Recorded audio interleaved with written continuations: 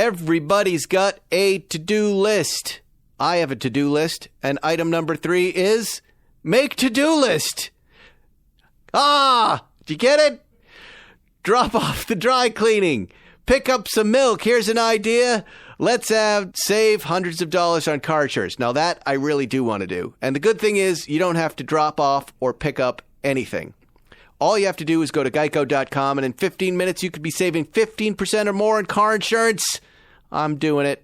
Extra money in my pocket. I want it. It just may be the most rewarding to do you do today. Now, Podcast One brings you Spike's Car Radio, a downloadable cars and coffee, hosted by writer, comedian, and automotive enthusiast, Spike Ferriston. Now, here's Spike. Hi, everybody. Welcome to Spike's Car Radio. We are out in Malibu today, putting together your mobile cars and coffee. And as always, we've left a seat open for you, the listener, today. We're with none other than Patrick Dempsey, who is a Malibu resident. Indeed. And he's ridden here on his electric bike. Specialized electric bike. Specialized electric bike. Zuckerman and I just drove this thing. I said, well, is it all electric? Where's the throttle? He said, no, what you put into the bike, you get out of the bike in double. Is that right? Yeah, it depends, yeah. And you pedal this thing, and you're pedaling twice as fast. It's fun. You're flying. I didn't even expect to talk about that. I can't. Explain this thing to me. Well, first of all, what's the brand? It's Specialized? Specialized has been a sponsor for me for about over 10 years. Right. This is sort of the evolution of their electric bike, so it gets you around town in a clean way. But unlike a lot of the electric vehicles I've ridden on, which is usually like you have the option to pedal or push on a scooter, or you can do all electric, this is pedaling and electric. Right, and you can reduce What's it too. What's the top speed? You know what? I haven't done a speed trap, so I need to figure that out. I think you get up to about 30 miles an hour, and then anything after that, I think you get into a little bit of a law issue. Or the wobbles. Like right, the little red wagon. You're going down the hill, your front end starts to wobble. Right. And then you crash. Yes. I've had those things. I like you right. So it requires an input. You can't be lazy. But it doesn't have an all-throttle, no pedaling. Right. It's and if you want to work amazing. out, you can shut it off or you dial it down, Yeah. and then you put a little bit more effort in. Because of the battery, it's heavier than a normal road bike. So you get to Isn't it work out if you amazing want this to. kind of electric vehicle thing revolution happening out here? It is. I mean, I'm a bit conflicted because I went to the race, and I was like, oh, I love this. I'm behind. But then when it started, it just nothing happened. There was no sound. There's no smell. Right. We're dinosaurs. Yeah, I don't know, and I hate to be that guy going, I'm missing something. There's no but you go soul. to a track. No, it's true. There's no soul to it's some not of these there. cars. I don't know how they're going to get around it. I think the event is great. The scene is happening, but then the racing is not as interesting. Well, I just like the small electric vehicle market. The Birds and the Limes, and now have you seen the guys sitting on these scooters? There's like 80 different kinds of electric things you can rent with an app that people can ride on the road.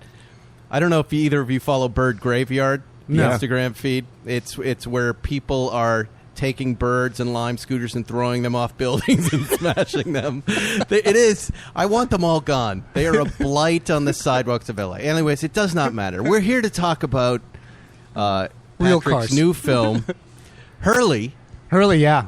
which is definitely in this week's zeitgeist. I can't tell you how many messages I've gotten about screenings of Hurley, which is the movie you've made based on racer Hurley Haywood. Yes. You were at the Peterson. You were at Soho Malibu last night. Yes.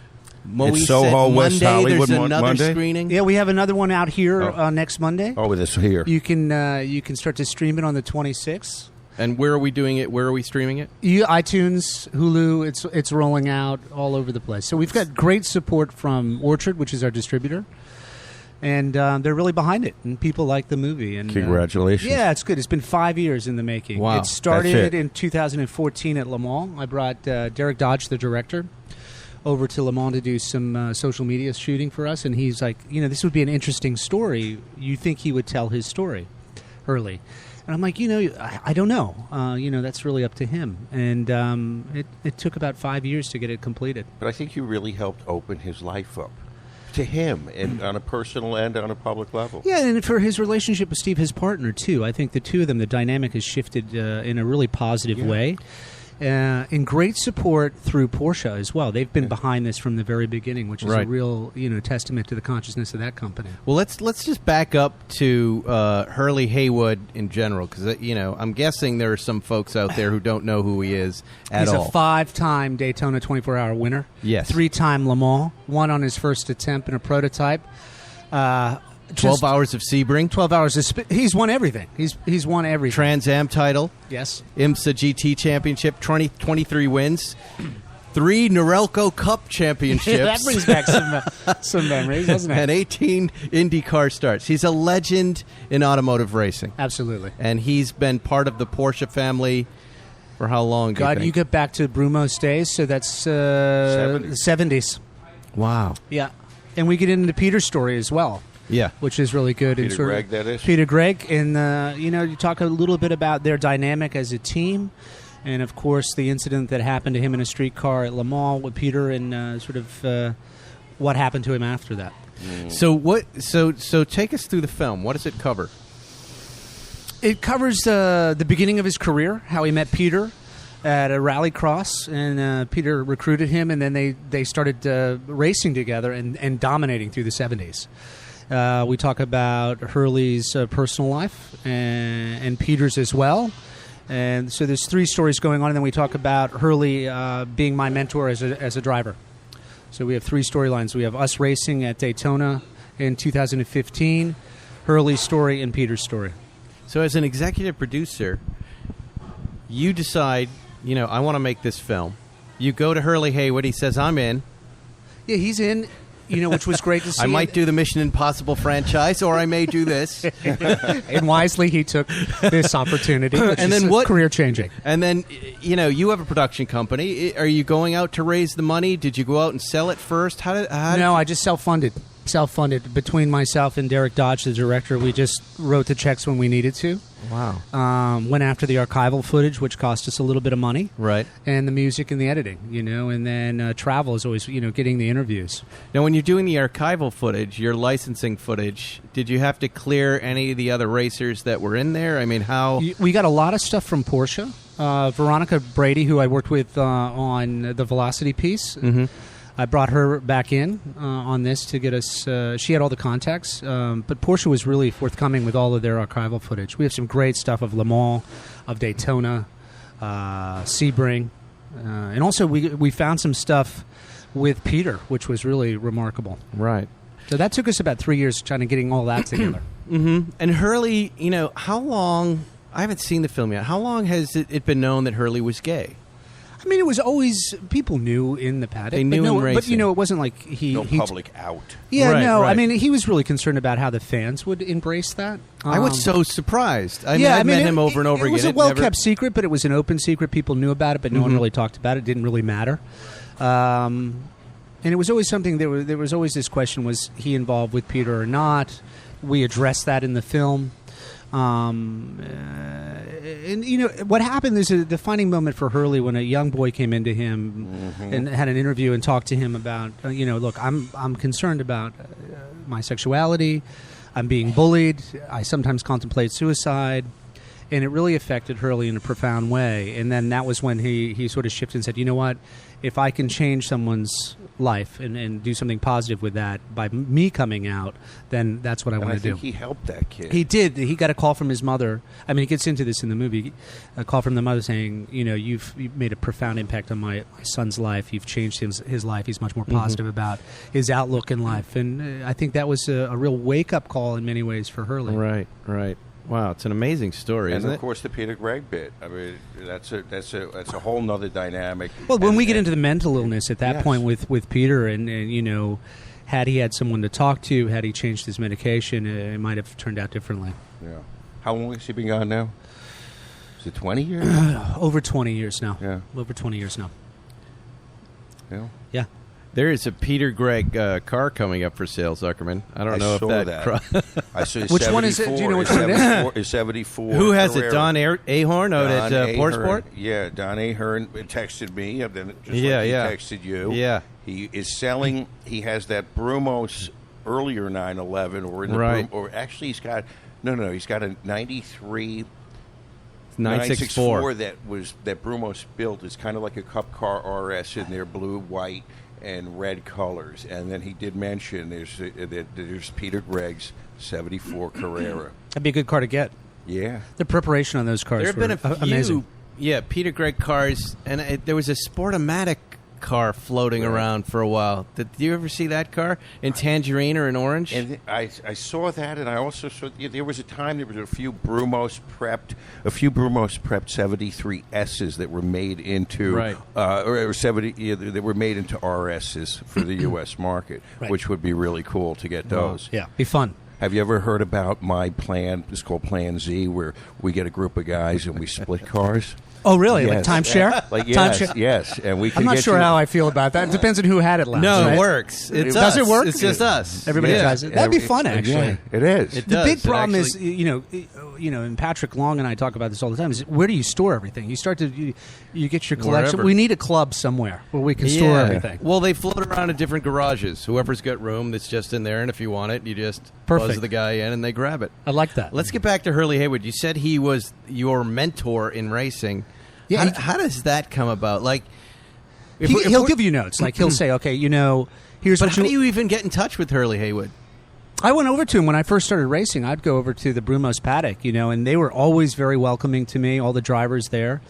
And he goes, I got a couple ideas for you to think about in the car. And I'm like, okay, what is that? And then he would talk to me about the braking. We'd look at the data, and he'd say, you can go in a little bit deeper here, and if you get this sensation or understeer or something like that, here's what you want to do to compensate.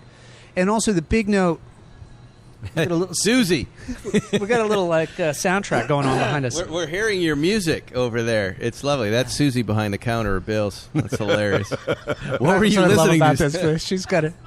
Post Malone. Okay.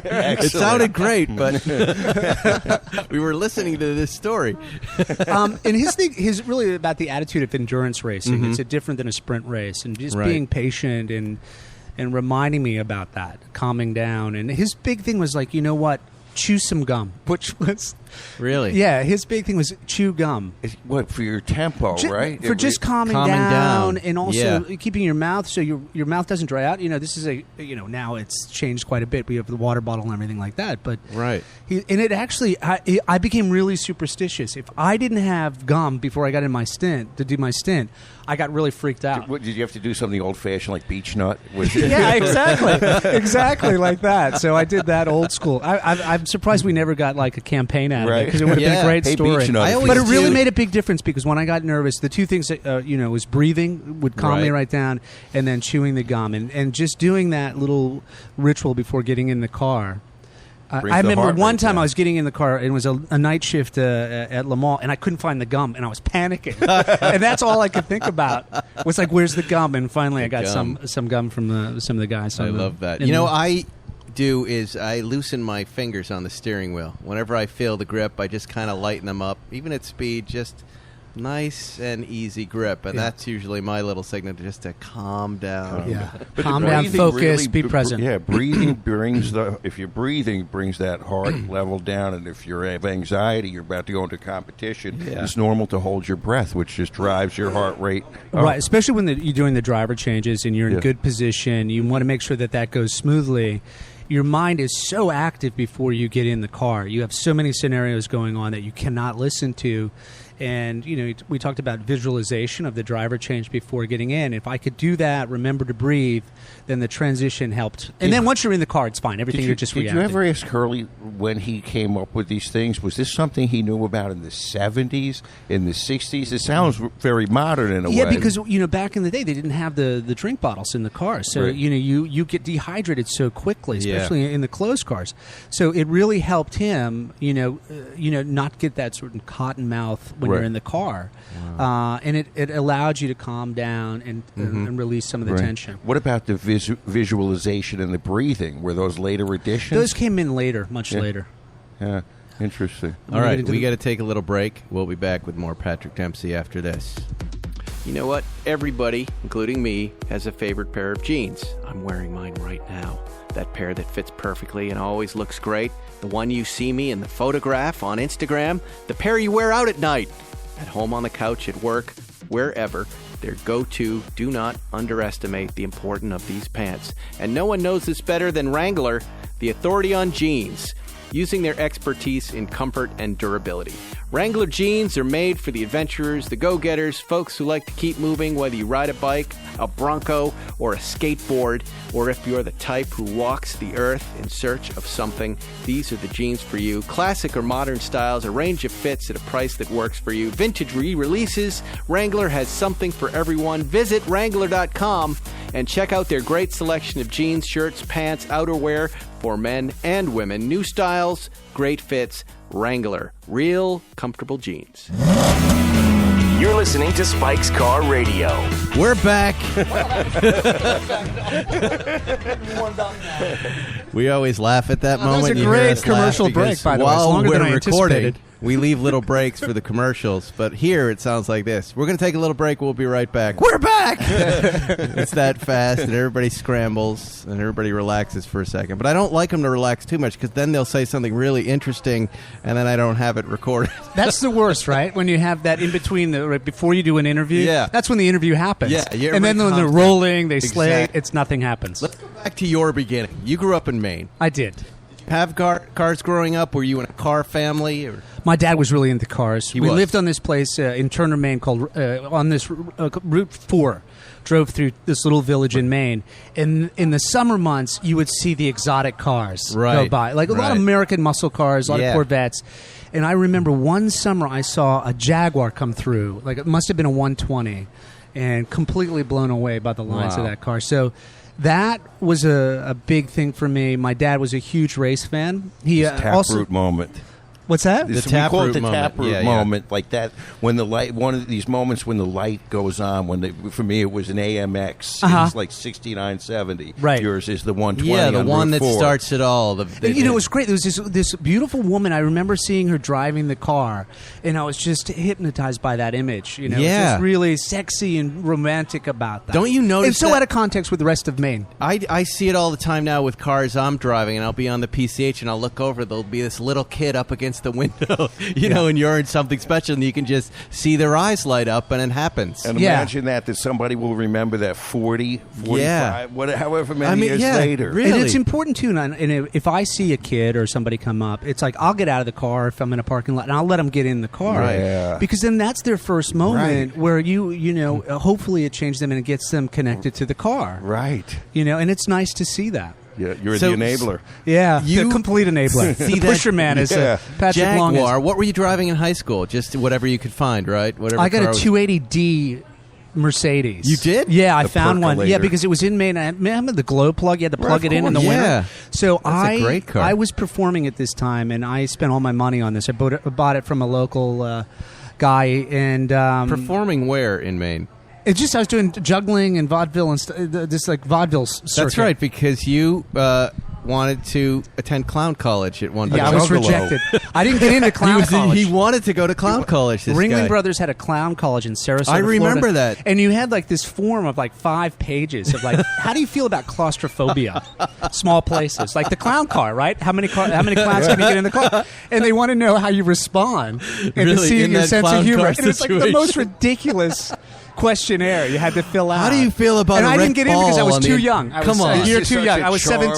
charming part of How do you your feel story. about red balls on your And nose? curled And big up shoes. How do you feel about 10% of the population being afraid of you? What does that mean? I know. Some people get freaked out. My son gets freaked out with clowns. Doesn't Yeah, like them. Just right. gets totally freaked out. I remember hearing about clown college when I was in New York and thought, oh my God, had I heard about this in high Right. school, it's the place I would have gone. Because I just didn't want to study. I didn't want to go to regular I didn't either, but college. clearly I didn't And I get was in. the class clown, and I it was just perfect. Just take the word class out.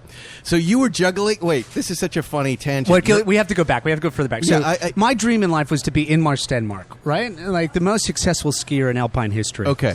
Lindsey Vonn almost beat him. You know, Right. she was like 8 shy of That's beating your him. dream as a And young man. he did this ABC up close and personal. You know, behind the scenes of him do dryland training before the season, and he was riding a unicycle. And I'm like, this is the key to success. He said, if I can learn how to ride a unicycle, I will be Inmar Stenmark. So this dates me now. So Sears and Roebuck used to send you the catalogs, Yep, right? I love so those. I went through the back section where all the toys and all the good Yep. stuff was, and I found a unicycle. Wow. And I think it was like $25. So I sent away. 3 months later, this unicycle appears. Wow. I put it Not together. overnight by Amazon. And I started. It took me a year to learn how to ride the thing, and I was riding it in town. And lo and behold, in this little village that I was going to school in, Buckfield, Maine, the shop teacher is an ex-Green Beret, hammer dulcimer player, vaudevillian, and the power had gone out in shop class. He taught shop, and he didn't know what to do with the students. So he starts juggling. And I'm like, that's fascinating. He goes, you want to learn? I'm like, yeah. So I start juggling and then combine it with the unicycle. You're on your and my way. career path changed from ski racing into performing. This is And there it hilarious. is. There it is. And all There's you the needed bike. pulled up was the Sears and I Roebuck remember. unicycle. you needed a stick and plates and maybe a bear as a companion. Yeah, so then I started. By the way, such a primitive unicycle. It was That is a terrible because bike the seat kept getting loose. The Look, screws. look at it! Look at it, Zuckerman. It's like it got the banana seat that they just bent up in the middle there. So I kept dropping it, right? And this is before they put any plastic in Look to at prevent that. the leather from like getting deteriorating every time you And look drop at the it. pedals; those are just big bike pedals. Yeah. those big bike pedals. So that was the So you moment go from that skiing, my life but changed. wasn't there just? Did you think this is cool? Did it cool not matter at that point? No, people or- thought I was the weirdest kid going. Like in my yearbook, everybody's like, "What to one weird guy?" I relate to that. You know, so I totally never get really it. fit in. Yeah. And then I'm hanging out with these clowns who are like these kleptomaniacs anyway, right? So you go into any restaurant, they were juggling plates, they were stealing stuff. So it was Yeah. like this real interesting band It's of funny. misfits. I used to really, in the 5th grade and earlier, I was like a junior ornithologist. I loved birds, and I knew everything about them, and I went birding, and I could tell. And I remember being on a field trip, and the teacher said, "Does anybody know what bird that is?" And I said, "Yes, that's a Baltimore Oriole." And all the guys in my class looked at me and went, "What the fuck is wrong with you, man?" And I got this kind of like bitch slap, like you. Dudes don't act like that, Right. And I was like, Conform. "Oh, sorry," and that was the end of that one. Right. I used to collect stamps. The same thing happened. It's these little detours we take. Right. What is it that got you out of wanting to be a clown and a juggler? I ended up doing this like little talent competition where I put a 3-minute juggling act together, and I actually got enough money from the town. I had to go around because we didn't have Wow. a lot of money. And I remember Tilton's Market, very similar to like this, right? You would it's a small Country village. store. It's a country store. So that's where the hub of all of the interaction with the community would take place in the morning. Everybody come in, get their coffee, and then in the afternoon they'd all come back and talk about the day. So I went into Tilton's Market, and they wrote a check for me. It allowed me to fly to New York and to stay at the Roosevelt Hotel Yeah, okay. for this little talent competition. On And it the was way to so Star unusual because Search. everybody else is singing and dancing and America's doing. Got And I Talent. come out, Yeah. yeah, it's the early version of that. Yeah. And I do a 3-minute juggling routine, and I kept dropping because I was so nervous. Oh, no. So it's like the worst. I kept dropping, but I would come up with these really good one-liners that endeared me to the judges, and I got an agent. Wow. I got an agent, and I ended up winning. Right. The most unlikely success story, But, right? and then they're Before like, our eyes. well, would you fly back to New York and audition? So about a month and a half later went by after winning this thing, and I got a call from the agent in New York, Davina Wells. She goes, I have an audition for you for this show called Torch Song Trilogy. And I'm like, Torch Song Trilogy? What is Oh, that? God. Well, it just won the Tony. You might want to come in and do it. So I flew in, auditioned for it, and there's Harvey Firestein who wrote it Right, and starred in it. And I did my first big Broadway audition, and I got the part. No And kidding. they're like, great, but we're going to not put you on Broadway. We're going to send you to San Francisco. So I lied about my age. I told them I was 18. I was 17. Dropped out of high school, and I ran away and did Torch Song in San Francisco. Wow. And then when I finished that, went back to New York. I knew I could never go back to Maine again. Yeah. And then I auditioned for Brighton Beach Memoirs, and I got that. And then I was on the road for a year, and that's how I got started. Torch There you Song go. Trilogy must have been really weird subject matter or foreign subject matter for you at that time. Yeah, it was.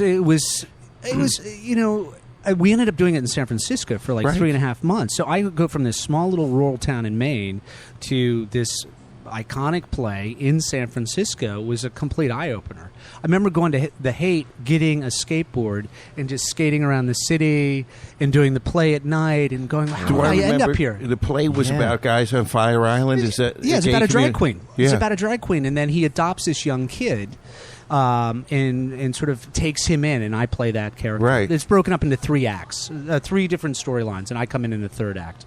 Wow. And that was sort of like my So you went from a very small pond to a very, very big pond, deep end of the pool right away. Yeah. All thanks to juggling and clowns. Juggling and in Mars Denmark changed my life. Isn't that amazing? Thank God it wasn't Marcel Marceau. Just lead to places like that. But the funny thing was, like, racing was always my thing in cars, and it wasn't until I started car racing that I went back to that part of my nature where I feel, oddly enough, more at home there than I do in front of the camera and doing show business. And you said, now, you get huge in acting, right? And then all you want to do is leave acting to race. Yeah, I mean, I know somebody else like that. Was that who else did that? Was that Steve McQueen, Dickie Smothers, Paul Newman. Yeah. You're in good company. Were any of those guys inspirations for you as an actor? I to get ended up into seeing racing? Paul Newman at Long Beach after I did this celebrity race, right when I started. Right. And wow, he was down there. He huh? was so he was still there. He was still in really good shape at the time. And Carl Haas was in the back with the cigar. Mm-hmm. And I just remember Paul Newman running around trying to find eye drops because he had allergies, and he was so distracted through the entire hour of talking with him. And we just talked about racing. It was great. Yeah, I wish I had more time with him. Right, I really do. I could have learned a lot. Do you from remember him. if he was wearing the Newman Daytona? If he happened to be wearing that watch, that's worth. I think I remember seeing, when he turned his wrist over, you could see the little logo on the band. But it was cool. That was really cool. So as you're acting and you want to start racing, what did that look like? Right. Obviously, you're busy on set a lot. Is that start in the weekends? That it started. I went down to do this children's charity fundraising activity in Atlanta, at Road Atlanta, and I ran into Don and Dan Panos.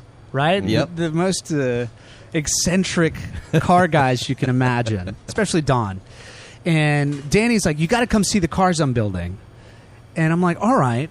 And then there was, I went over to the factory and I was like completely hooked with the idea of this guy's building these cars. And he goes, we have a racing school. Why don't you do it? And then there was an auction at the event. And I got this 3-day competition certificate program school that I bid on and won. Mm-hmm. And then I went down right before Petit Le Mans and did the 3-day competition. And then I was hooked at that point. I was like, this is what I want to do. So you won right away. I didn't win. I was just like doing the. You're just doing well. Doing the skin, yeah. Right. I realized how slow I was compared to everybody else. Yeah. But I just really loved it. I thought it was exciting. How did you do at the celebrity race in Long Beach? I think it was one of the.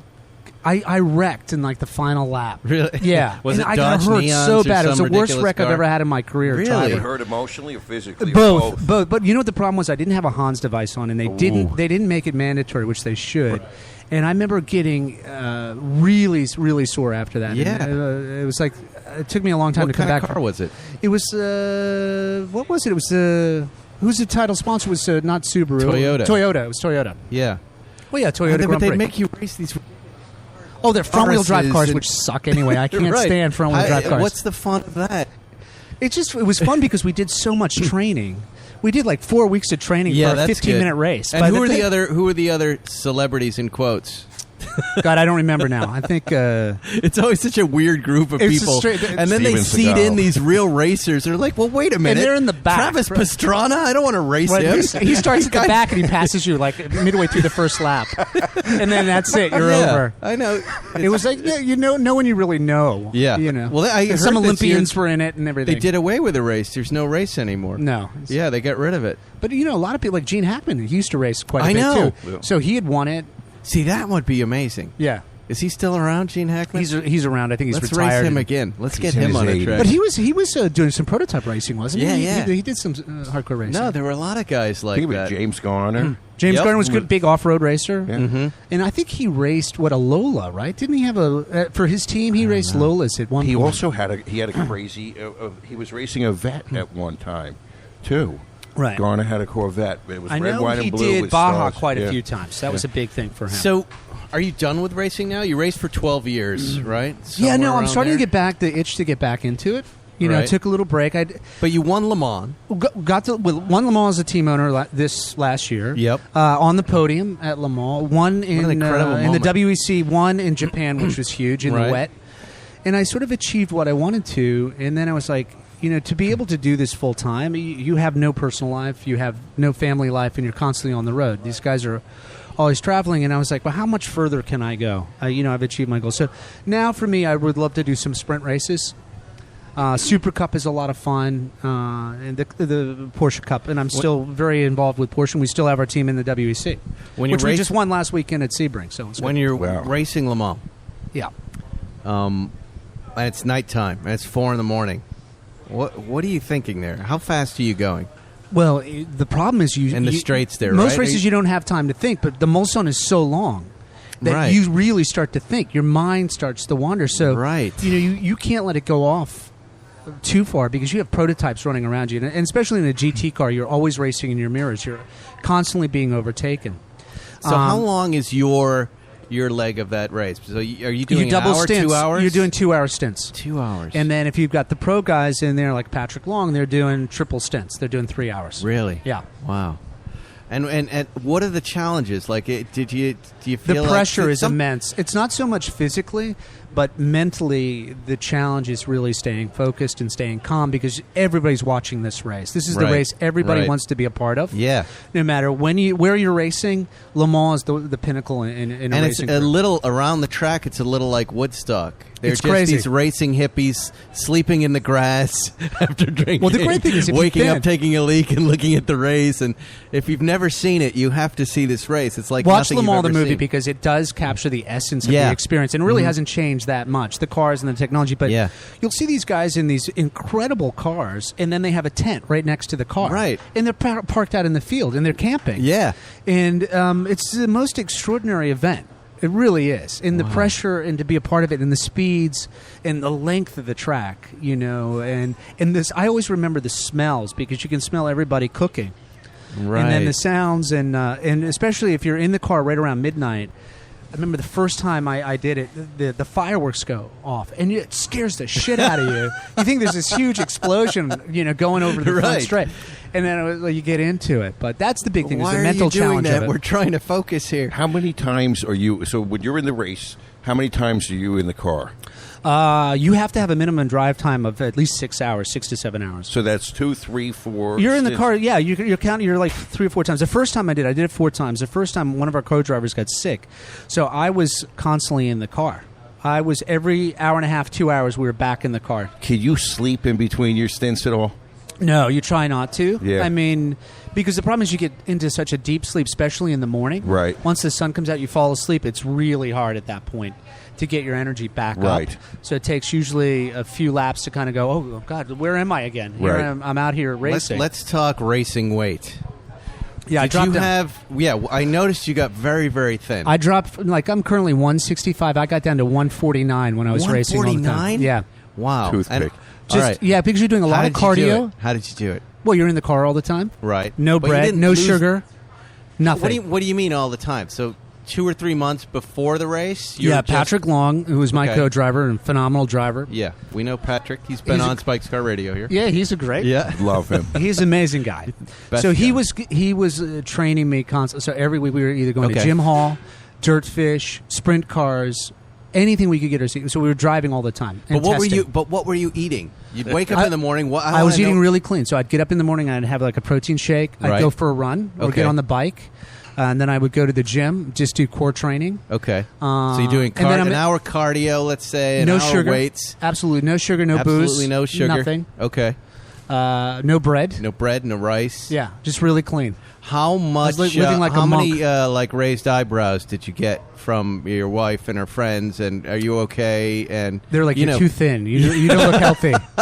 Because when you're old, is everything all right? I'm like, yeah, I'm fine. I'm like very happy. Because we're at that age now. When you see someone like that, usually they're not going to be around in 2 weeks. Right? There's some sort of sickness. Yeah, there's some sort of sickness. Yeah, so. You don't age well when you kind of get too thin at a certain age. Right. But was there any calculation about your weight and the car that made you get down to 149 specifically? Yeah, it makes a big difference, right? It The does. weight of the car. And who Really. gave you that weight? Who gave you that target weight? Patrick? Did he say, No, look, it was just I'm sort a of little what's guy? You don't want to get too thin because what happens is you're dehydrating in the car. Right, You right. need to have a little bit of body fat. Otherwise, Right. the recovery time for you is not as strong. Right. Like the second or third stint, you don't have the energy level. Right. So that became the challenge. This is the Andy Pruniger method. Remember, you try losing weight. We were giving him a hard time about the 911R weight, and he said, "You know what I tell most Americans, Mike? You lose 100 pounds, then the car will be 100 pounds lighter. Stop putting it on us." Wait, do you work for Porsche? Are you on Yes. their roster? I am. What is your title? I guess I'm an ambassador. You're an now. ambassador. An ambassador team owner, which So means you- I get to go through the entire fleet and I can go, can I try that car? Wow. And they give it to me. So That's Ooh, I like the fantastic. idea. Have Yeah, you no, driven it's this great. new 935, the track car? I have not yet. I'm anxious to test that. Yeah. All right. Well, I want to talk more. Let's take a quick break. We'll take an actual break, Take a break. and we'll be right back with Okay. Patrick Dempsey and Spike's Car Radio. I hope nobody stole my bike out there. With over 20 years in the business, Pelican Parts is the trusted resource for replacement parts for your Porsche, BMW, Mercedes, and other European cars. Keep your car running smoothly and avoid costly repairs by learning how to do it yourself with thousands of free step-by-step guides. Their site is amazing. I'm on it all the time. These guys carry everything you need with tools, popular car care products, and aftermarket accessories. If you have any questions, they have qualified automotive experts on hand who are happy to help you find exactly what will fit. Plus, they have a thriving forum community with like-minded gearheads who can help with tips and tricks on your next project. Trust me, you need forums like this because they really drill down on the little stuff, and there's always someone there who's got an answer for you. The thousands of parts they have in stock ensures that they'll be on time for your weekend wrenching. Plus, they offer free shipping on qualified orders over $99. Just call 888-280-7799 or order online at pelicanparts.com. pelicanparts.com. Pelican Auto Parts. Fix it, drive it, love it. You're listening to Spike's Car Radio. We're talking about cars even during the commercials. And Never I know stops. that must be horrible for you listening right now because that was fun. We were talking about Jaguars. These guys like old Jaguars. What's a great story? Jeffrey who Lyons knows? is an incredible story. And how the 120 came about was like they had the motor, and then they had to put a body together quickly, and then they came out with this incredible, iconic Yeah. shape. In 61, the best, most advanced car you could buy at that price point. The price point was great. It was like in between, what, 2,500 to 32, I think, all You in. got disc brakes. You've got independent suspension. You've got great style. And why they never put a little more money into development? Because Right. they were ahead of the pack in 61 for But sure. what about that long snout in I front loved of it. you when you It sit? was I really, loved it. really It was fun. sexy. It's gorgeous. Sexy You car, do? definitely. Well, yeah, but There's yeah. so much car in front of you. And then I the can't seating stand it. position. You sat up. The car was so low. very the uncomfortable. Belt line, And you you had- just had your arm on You the could lean window. your arm on the window and it's really comfortable. Not like today's Mustang where the belt line's at your ear. But when you Because get it, into like, when you look in the car, sorry to interrupt you. Yeah. By the No, way. no, go Sure, ahead. sure, Go, ahead. go, go, But go. it's like you look like a little kid in there because you're Right. swallowed up by Right. the door. I feel and the it's like same you just way. have a little head there. And the Jaguar, a proper gentleman sitting upon the car, not Yeah. within You the have your car. cap on, Yes, exactly. and you're driving Yeah. around, and Oh, people don't like drive you. fast. Same page. And You people don't are get- nice to you on the freeway. It's like if I- you're driving it's another a man, like a happy Ferrari. I car. like people the flip you way off they all the look. time. They're very popular. I think they're just one of those first classic car choices for car guys. The Corvette and the Jaguar E-Type. Okay, but, you and know, they I don't love drive them like a still. 68 911 Oh, at the end of true, the day. You get in true. that and you go, well, hello. True. Here are some people who know how to make cars. When you Right. open Well, up that front but I do like clamshell. British cars. Yeah, I Well- like everything about it. I get it. But yeah, again, how they drive. Another car that got me something as a you kid. said about Porsche a minute ago that you're an ambassador now, and you can get any car you want. Yes, you heard that. Why aren't we? I guess we're not ambassadors. Can't we be junior ambassadors, Yeah, consuls? we have to. But tell us, because I think everybody listening will really love this. I know a little bit about it. What does that mean? Like, you get a new car every 6 months, and you pick whatever you Well, want? what or- happens is you can only keep the car until it has 4,000 miles, and then they take it back. Oh, and then that's they sell it. But the trouble is, it's like you got to get it from Long Beach here, right? So getting through customs now Yeah, yeah. is ridiculous. But you they get it, say- basically they want you to understand the entire lineup, so that if someone comes up to you, you can sort of so here's what you want to have. I could do that. Yeah, I think we It's great. understand this. And so, but if you said to them, "Hey, I really want to understand the GT2 RS," would they send you one? Yes. They would. Yeah. Fucking A. Do you have one? I don't. No, I have the R though. I did get an R, which I bought. So I bought the R, and I love that car. And I've got all my cars What back. color R do you have? Silver. Silver. And your have stripes? on it? I didn't put the stripes Oh, on. really? Stripe delete. No, I wanted to smart. be really quiet. Yes, And what yes. interior did you do? I did the standard interior, the checkered interior. Which And was it Deal brown or sucker, black? it was brown. Nice. And black That's rims, great. and then I have Porsche on the Oh, rocker that's a panel. beautiful But it's really combination. quiet, fun Are to drive. you at all curious about the new Speedster that's coming out? Will you be? Oh, I drove that actually. I had an event I had to do in Berlin, and I got a chance to drive All that right, car. let's go. It Hold was on, fun. hold on. Actually, it was actually much better than I anticipated, and it was really a lot of fun to drive. Wait. Let's back up. You're the only person I know who's test driven this car. How was it? I thought first. it was one of The the early silver? cars, so it was one of the early press cars. Right. It was red, which was a little too bright. I would never go with a red car myself with personally. meatballs in the front treatment. There, Yeah, but it was white. really fun, fun to drive. Open So it top. was a manual Open top. transmission. And what Yeah. would you compare the drive to? A GT3? You know what? The DNA is or- still there, so it still feels like you're driving with a stick, which is really the interaction of that is really enjoyable, really comfortable, great sound, and it feels like the 911s to me, early 911s are the best car to Right. drive. They're the most fun, most reliable. Just you can't help but smile when you're driving these cars, and it has that same DNA. Does it feel like your R at all? It's a little different than they are. Right. It's a little different than they are. In what way? It's just it's tighter. It's a smaller car. It's a little bit more intimate than the R. It's bigger. You feel that car. And are you going to get one? No, probably not. I'm really focusing on the vintage stuff right now. Right, not right. The modern And what is stuff. that? The 356? I just got this thing, so I ordered a Lee Keen car, right? The Safari car. Oh, you did? That's right. I forgot about this. I just finally that's finished, and So I'm Matt anxious to get that. Matt Farah has one of these cars. When he says Lee Keen, if you know the Matt Farah Safari car, that's what he's talking about. You got one in blue. No, green. In green. In green. Okay. In And green. what made you Irish do this? green, I hope. Because Lee raced for me many years ago, Okay. and won our first race at Watkins Glen. Mm-hmm. And at that time, we were running the Mazdas, the RX-8, with Jim Jordan and that whole crew. Right. And I was like, you know what? This is a fun car. And then Patrick kind of got me going with his Luft build that they built, right? And I was bidding on that car, Right. And then it got so high, I was like, you got to be kidding me. And I'm We like, know who bought and that you know car. what? You see it out running around all the Yeah, time. yeah. Just- That's Eli. My wife was so pissed off that I didn't get that car. Really? That was the car she really wanted. And I was like, honey, Whoa. had you told me, I would have bid for that car. I would have kept going. It went to a charity. It was a good cause. Yeah. I see a green light here in your Yeah, life. yeah. Well, likes she to doesn't go. know about the green one that I just Yeah, ordered, so she I have does to now. But I'm looking forward to that. And then Richie Leeds, who sent me some Pirelli studded tires, and I'm going to have that back east in Maine, in my place back there. Wow. What other early cars are you Well, looking he's at? I still have my He's 356. got a Okay. black 356. I That have a was 72T, which Now, is hold on. fantastic. Backing car. up to the black 356, is that the Taproot car? Is that the first Porsche you get that starts it all? Yes, this was. I just finished a movie called Can't Buy Me Love. What year And is this about? This is a 60. Oh, not the car's a 63. This is probably, what is this? 86, 87. Okay. And I'm living in Santa Monica at the time, and I drive by and there's this 356 on the street with a for sale sign Sitting on the street. sitting on the Right. street. It's like the olden days. right, Right. right. And it's like, call this number. So I call the number. And this woman answers the phone. She goes, "Yeah, hi. How are you?" And I'm like, "Hi. My name's Patrick, and I'm interested in taking a look at your car. Okay, come on over. I'm just doing some ADR work right now. Come on over." So I went over to the studio. Yeah. So she's doing the ADR work for Top Gun. And this is the car, because that was a kit car. The Speedster Right. was a kit car. So she used that car for the sound of the No Speedster in kidding. Top No Gun. way.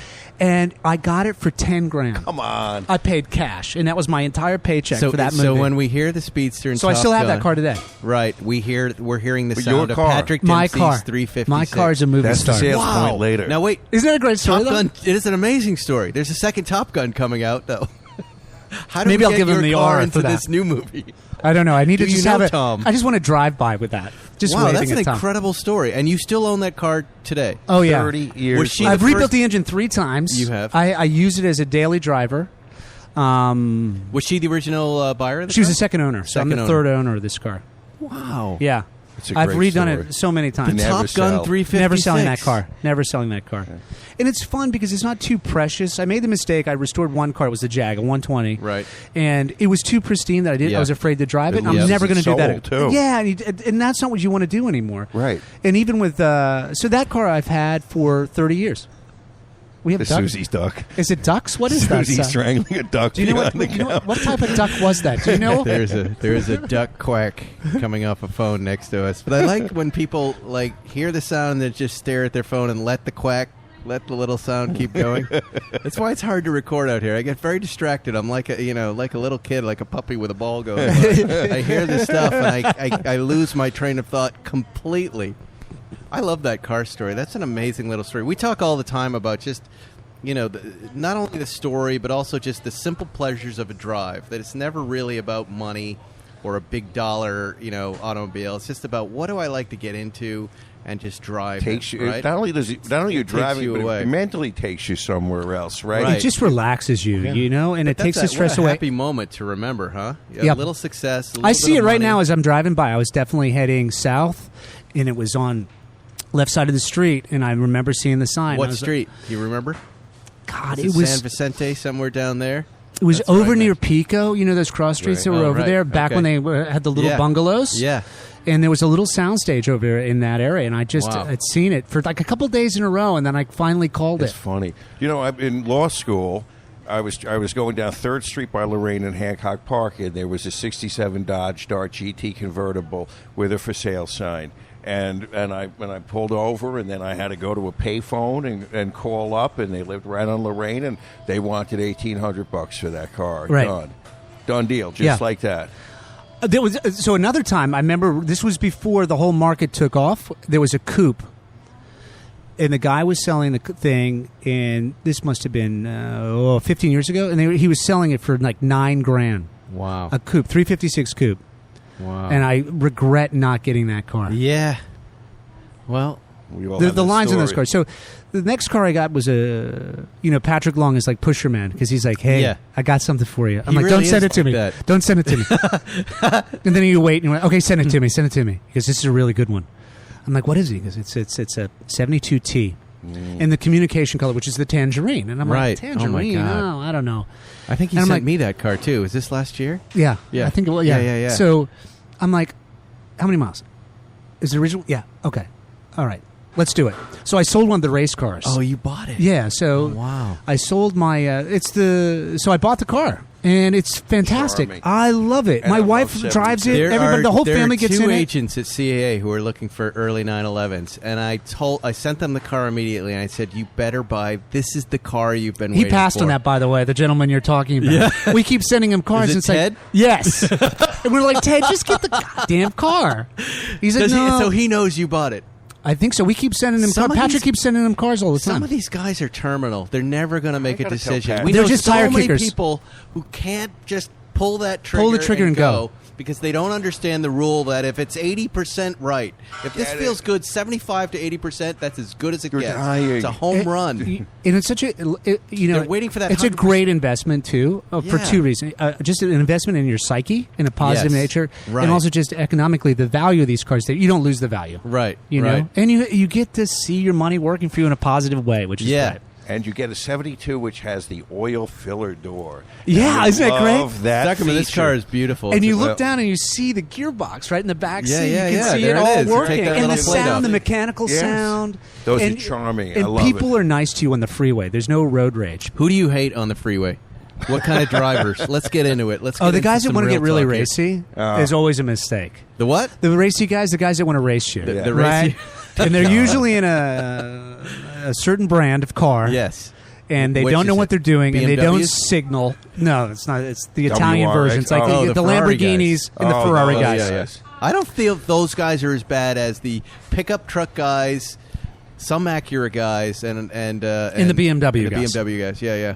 Especially the entry level BMW. But I made a mistake one time. It was late. I was coming back from set, And I was shooting on Los Feliz to come back out here, and it got really racy on a Friday night. There was all of a sudden it was like a pack of us running through traffic, and nobody was signaling, and it just scared to death. And I was like, I'm never doing that again. So that's your big pet peeve: people who don't signal. People who don't signal. And people in the fast lane who don't pull over. They should be arrested immediately. Yes, flayed alive. Stoned. The worst. Yes. It's like they're texting, they're weaving, and they're just get out of the way. What about it's a the people that here. want to say that they enforce their right to travel 40 miles an hour in the left lane on PCH? Right. And then you get the guy coming in on the right side, and they block you. Yes. So you can't pass them. Yeah. Or they speed up when you want to get by them. And you're like, come on. That slow driver, when it's coupled with driving directly next to someone else in the right lane, I've never understood why someone would want a car right next to them, right? It's a clotting, a coagulation on the arteries of the road. That's so true. Do you ever want to be door to door with anybody other than me and you and Jerry? Mentality. People don't want to be the one. Well, what you do is you lean over on them a little bit to scare them. Yes. And then you're like, "Oh, I'm sorry. Did I get too close to you?" So Patrick Dempsey's a little passive aggressive on the road. No, I'm pretty aggressive. It's not so passive anymore. He's one of us. Feels the same way. It's funny about race car drivers, and I bet you're like that. Because getting back to Hurley Haywood and Hurley movie, which we're going to see on Apple streaming this week. It starts on the 26th. You can pre-order now on iTunes. The 26th. I am posting this show, so it will be right on the nose, actually. All right, perfect. That day, the 26th. I remember I've met Hurley a bunch of times, and I remember going to Road Atlanta with him and having to chase him around the track in a GT4 and then a GT3 RS, and, it was the first day of sun after 3 days of rain. Right. It was 7 in the morning, and I had a gallon of coffee in my gullet, and I'd never been on Road Atlanta. And I said to Hurley, Hurley, please. Let's just do a simple lead follow. There are elevation changes here, and I don't know if we're going left or right. Right. And I've got Chris Spinelli behind me and a couple other journos that I respect. And I'm not I'm telling you right now, I'm not a racer.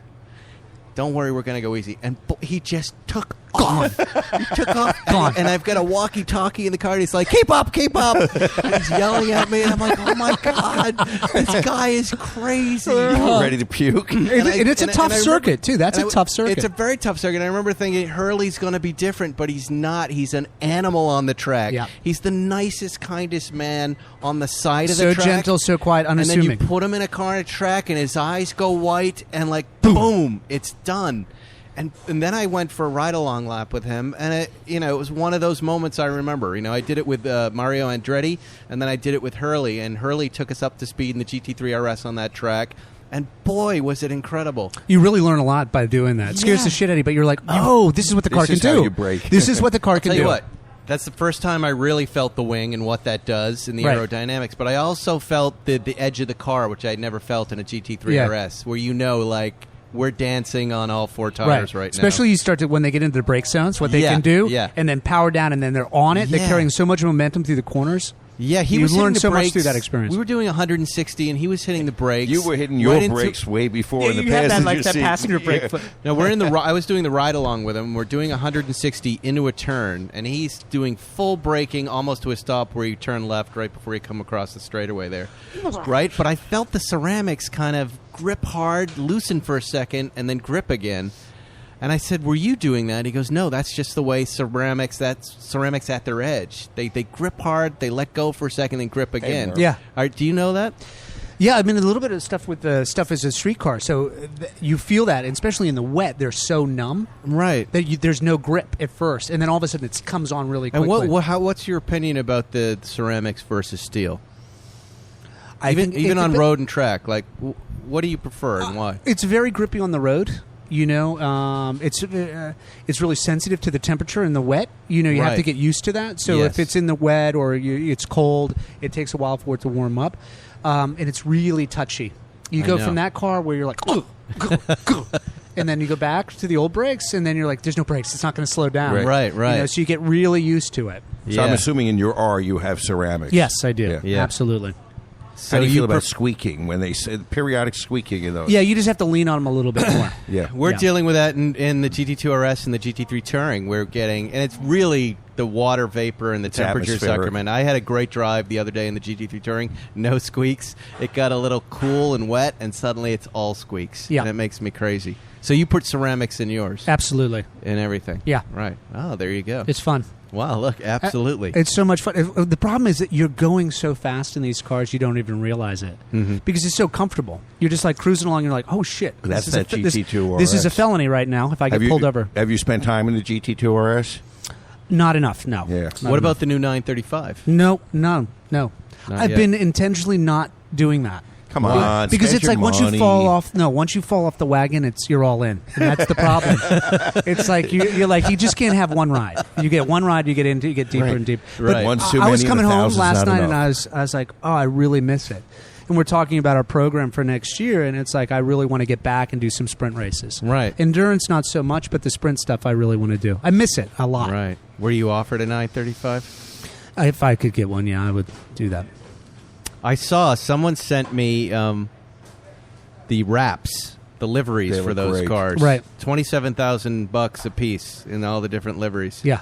Kind of saying, "Wow, that's a lot of money for a wrap." But I don't know. Okay, I was but- looking. But they're I was really looking smart at the how they livery do just that. going, God, they're beautiful.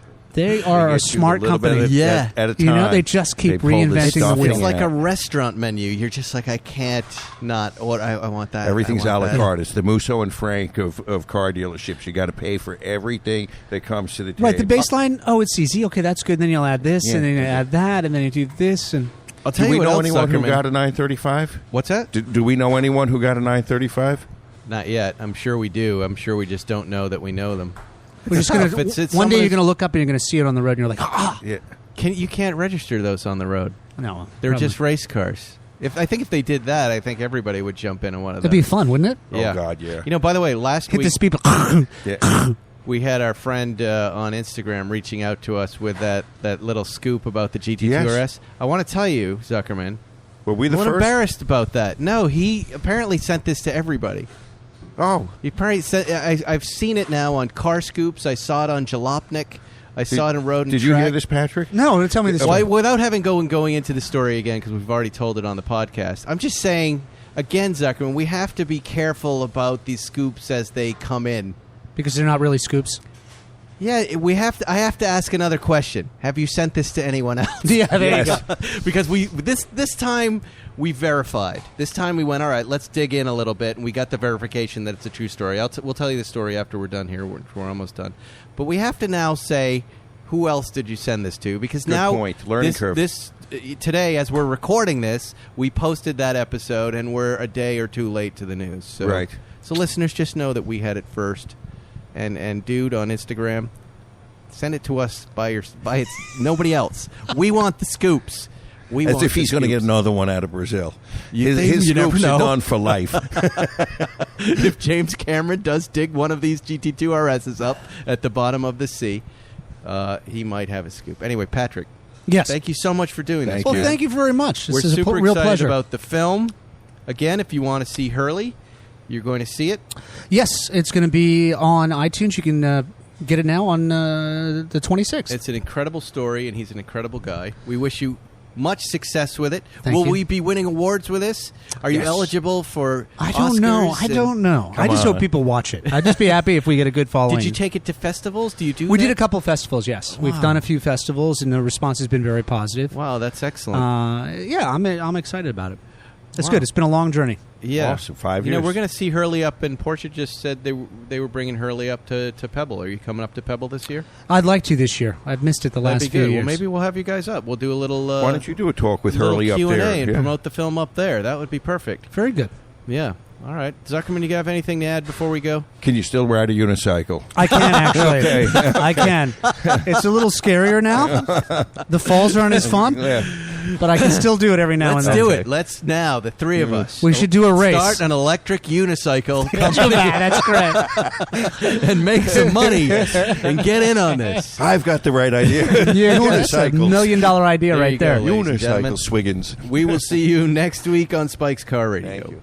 Thank you, guys. Quick before we go, 60 seconds. That's exactly how long this commercial lasts. You know what else you can do in about a minute? Get an offer with your car from TrueCar. That's right. In the amount of time it takes to floss your teeth, pet your dog, do a few sit-ups, just listen to my voice, you can get a true cash offer. Best of all, you can do it from your smartphone or at home. Just go to TrueCar and simply enter your license plate number and watch how your car's details pop up. Answer a few questions and you'll get an accurate true cash offer from local TrueCar certified dealer. It's that easy. After that, you can bring your car in and they'll check it out with you together, the two of you. You can even hug if you want. You can ask questions, get the answers you need so there's no surprises, and simply leave your check or trade in your car for a new ride.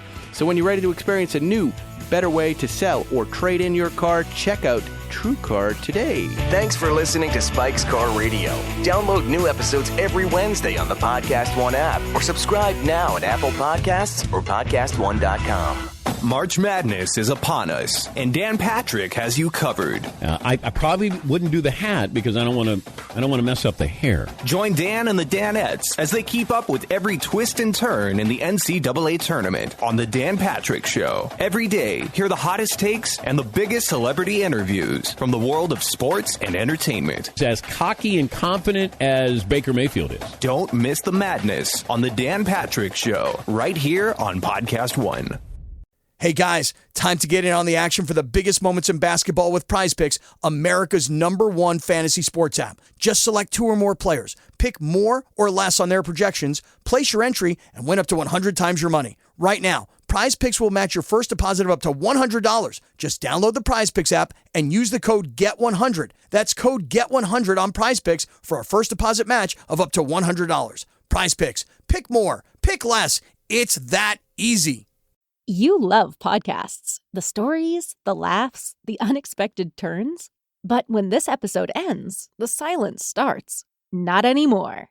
Audiobooks.com turns that silence into your next great adventure.